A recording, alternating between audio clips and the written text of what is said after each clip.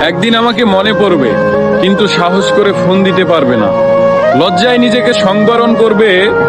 আমাদের এত গল্প আর এত স্মৃতি জমেছে যে তুমি অন্য কারো মাঝে আমার ছায়া দেখবে, কিন্তু সেখানে আর আমাকে পাবা না। একটা আক্ষেপ জন্ম নিবে তোমার ভিতরে। রাত গভীর হলে আমার ফেসবুক ওয়াল ঘুরতে মন চাইবে তোমার।